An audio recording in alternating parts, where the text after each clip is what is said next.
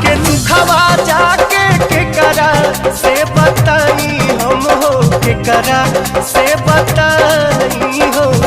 प्यारी बिन बाची न परानन हो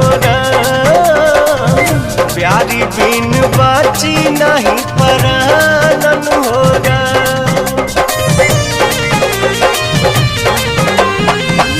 समझत न बाटे दिलवा कैसे समझाई हो, कैसे समझाई हो। रूपवा से हटत नहीं खे